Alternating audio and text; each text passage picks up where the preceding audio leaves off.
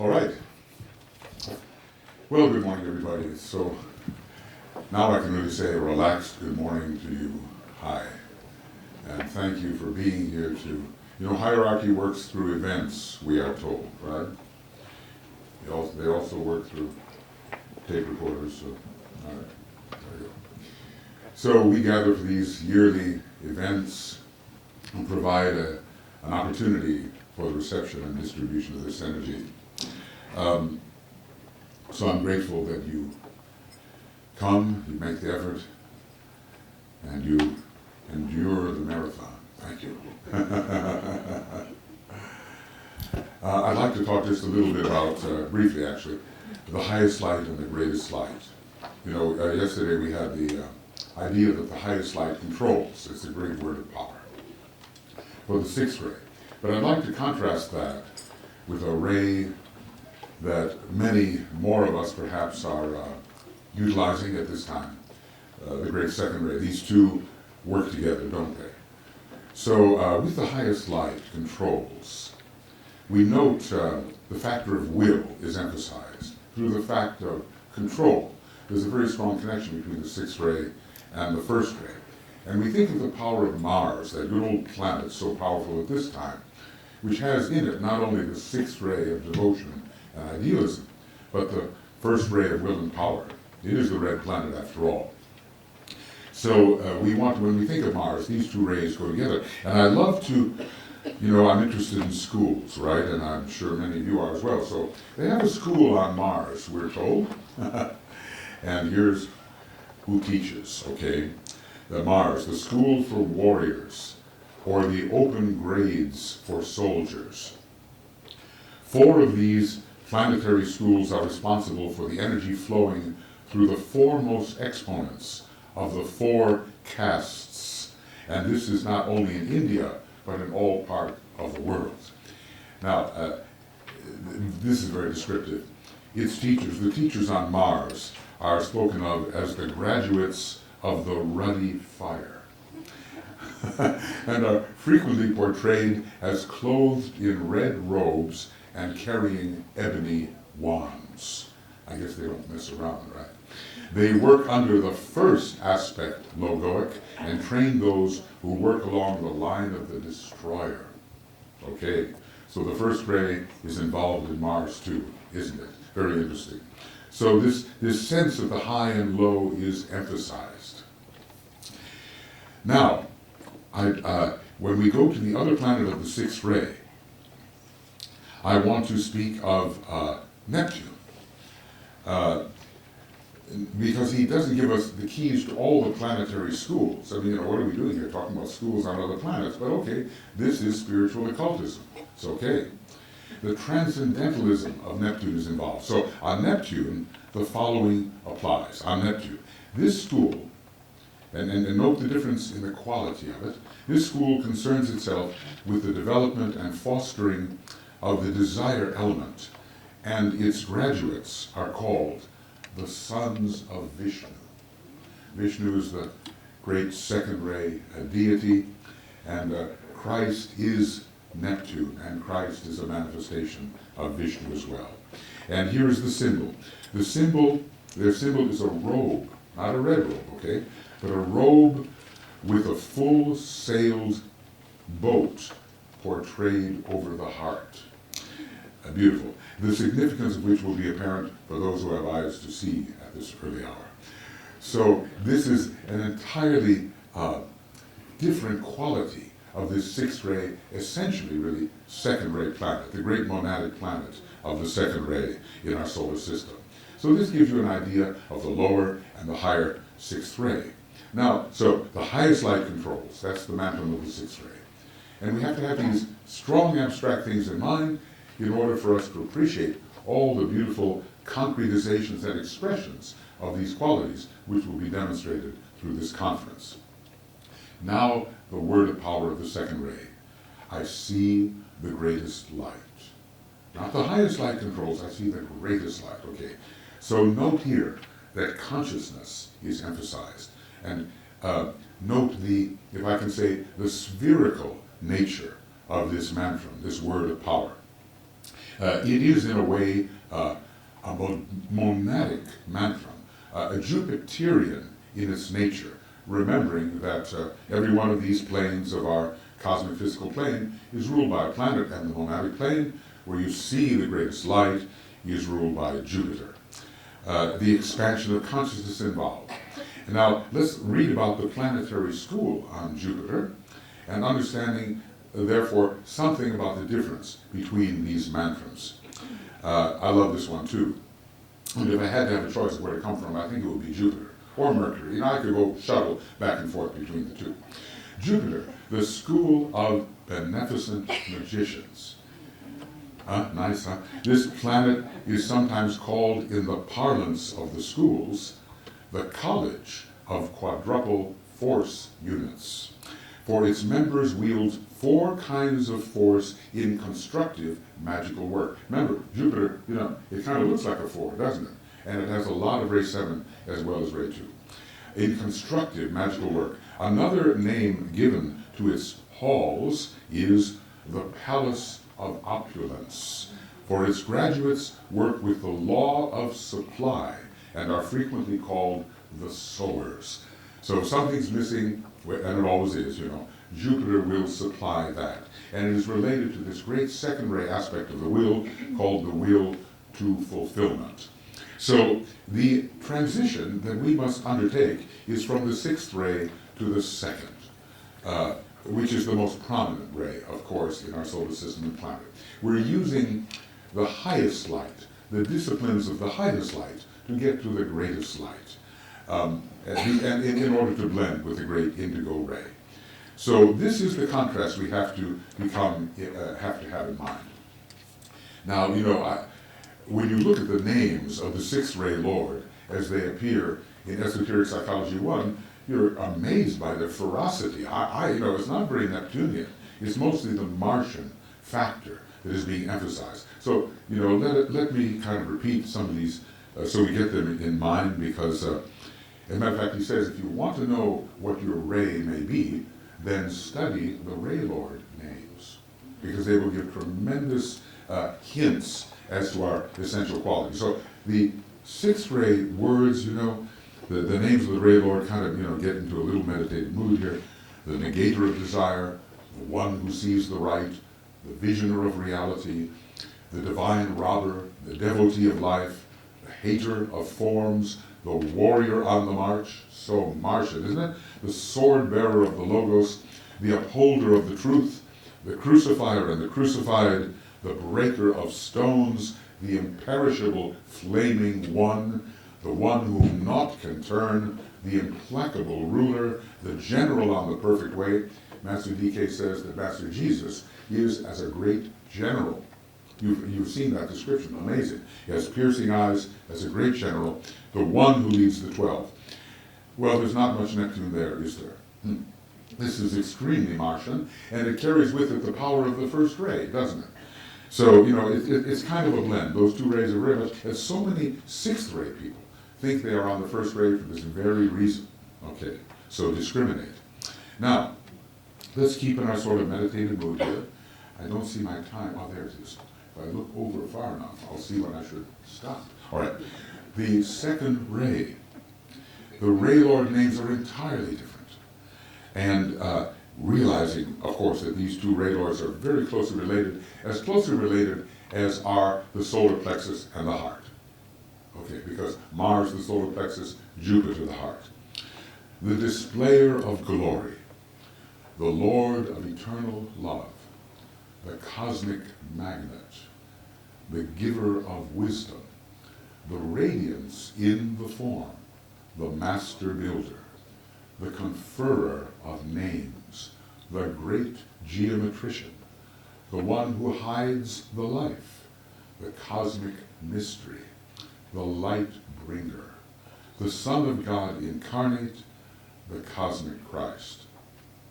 You see the quality. It's entirely there. One is so militant, so focused, so driven, and the other is so expansive and holistic and spiritual. And that's what we have to achieve on our planet. We have to evolve from the ray of militancy to the ray of loving understanding. So, okay. When we look at the religious field, which is the field at present ruled largely by the 6th and 7th rays, we see the chakras which are involved. They are the solar plexus, they are the heart, and they are the top of the head. For whoever works in the New World Religion group, these are the chakras that you will be involved in. And one is ruled by Mars, with Neptune transitional, and the other, here in the heart, is ruled by Jupiter. So the function of the field of religion is to reunite man with God, to put it in the simplest terms. So what do we want for a New World religion of the future? We want a religion of invocation and evocation, as I said last night, a religion with a strongly scientific and rhythmic evocative component. It will not be a sixth-ray religion. Perhaps the highest aspects of the sixth ray may remain, and we are all conditioned by them, but the sixth-ray souls are on their way out for a while. By 2030, it will be pretty much the case.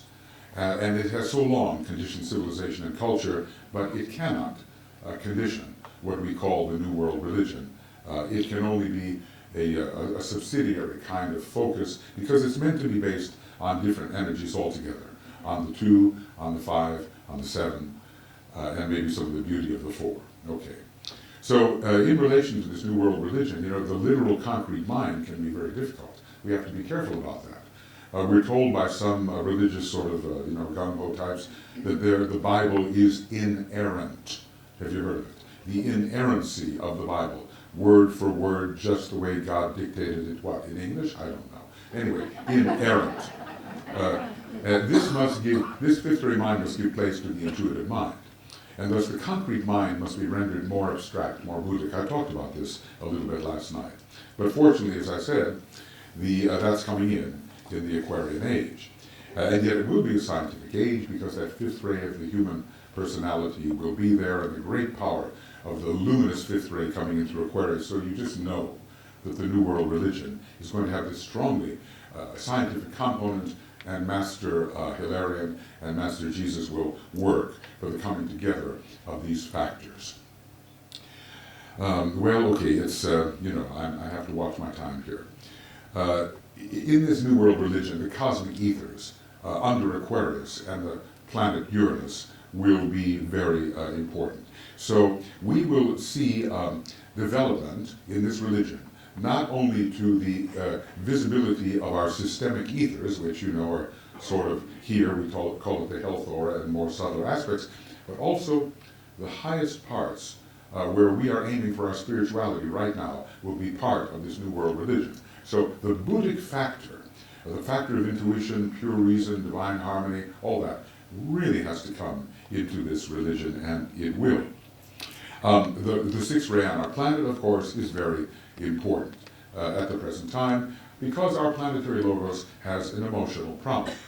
This has been inherited from the past, and he is still emotionally polarized on the cosmic astral plane. That's what we're talking. In other words, fighting it out on the cosmic astral plane, on the fourth sublevel of the cosmic astral plane, and trying to lift it up to the more luminous level, just the way Venus has succeeded in doing. And we are all affected by the sort of emotional, personal problems, cosmically considered, of our planetary logos. So Mars is pulling on him, and Venus is pulling the other way, but it's beautiful to realize that Venus is not only a second-ray, sort of fifth-ray planet, giving that luminous mind and the uniting of wisdom and the heart, but it has a sixth-ray monad. So it's a very, the home, you could escape that reference if you're not careful, but DK tells us that Venus is the home of the planetary logos of the sixth ray, not Neptune, Venus. So that means a monadic energy, and it's a beautiful, sublime, uplifting sixth ray energy. So that will help solve the astral dilemmas that we are involved in the field of religiosity and in all of our human relations. Venus will pull us upward into the sublimity. So right now, if you have a choice between Mars and Venus, choose Venus.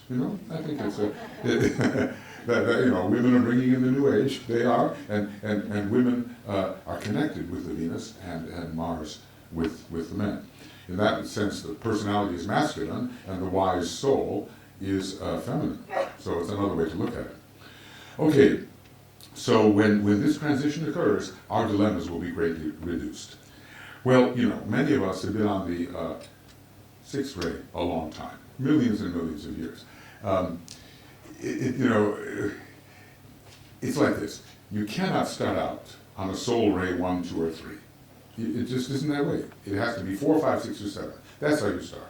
You cannot start out with personality 1, 2, or 3. No, it's got to be 4, 5, 6, or 7. And then transitions are made. So we carry that with us. Many of us are on the second ray. We carry the sixth ray, millions of years of the sixth ray with us. So we know what that's all about. So, yes, one of the lines of transference from the sixth ray is to the second, but of course you can also transfer to the third, and a lot of idealists, you know, sort of theoretical idealists do this, transferring from the sixth ray to the third.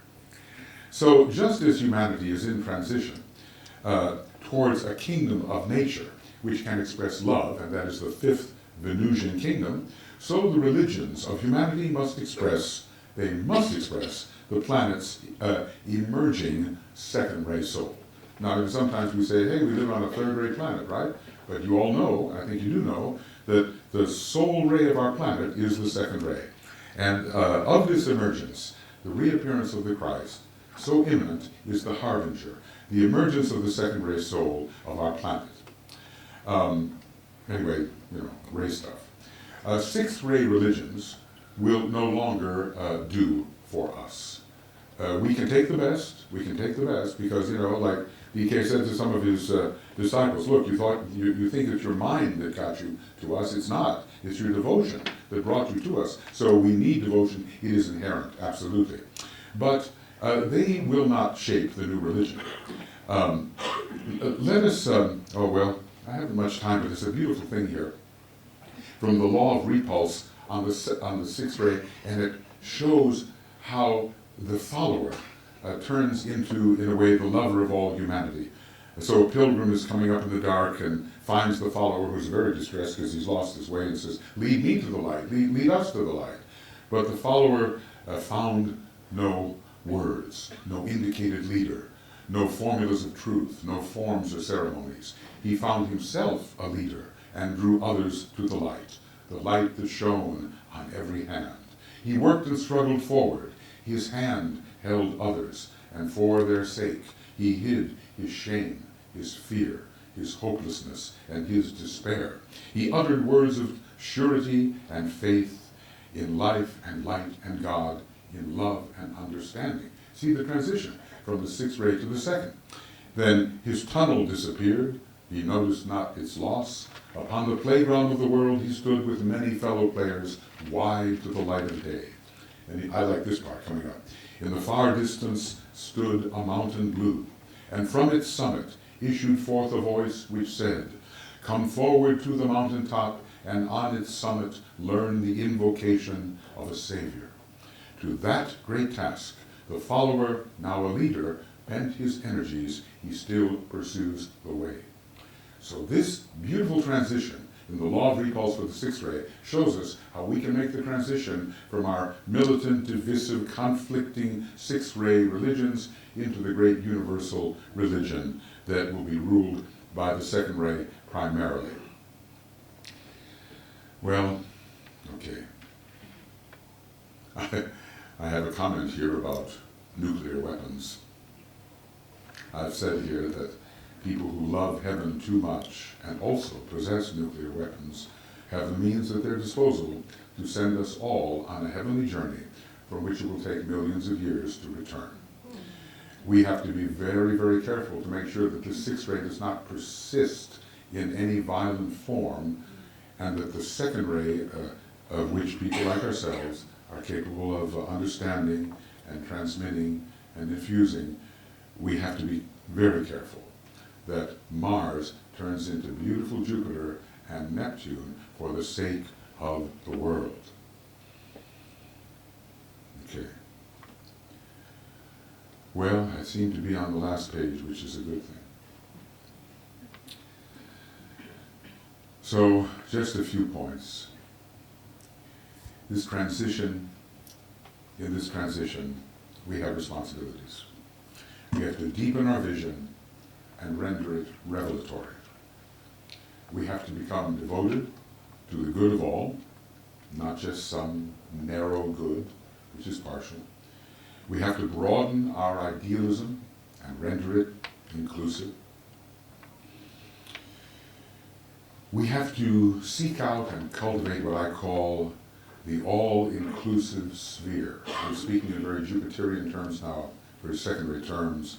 Once height has been reached under the influence of the sixth ray, we have to, I call it, sphericize it under the second ray, the great sphere, moving towards Jupiter and the sun. Include, embrace, and then share the greatest light. For us and for all humanity, the need is to move from the highest light to the greatest light, from the six to the two, from the astral body to the Buddhic body, to the realm of the monad eventually, and also to be influenced by that which the Christ can touch now and live in the cosmic astral plane one fine day. So this is the way for us to travel if we wish to take the way of the Master Jesus and ally it to the way of the great Lord, the Christ.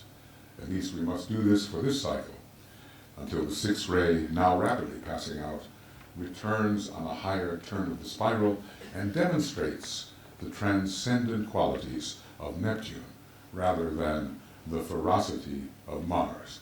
If we have to be ferocious, let us be ferocious with ourselves. If we have to apply the first ray, let us apply it upon ourselves first before imposing it on others, and also the sixth ray, another ray of imposition. And so, in your minds then, the highest light controls, I see the greatest light.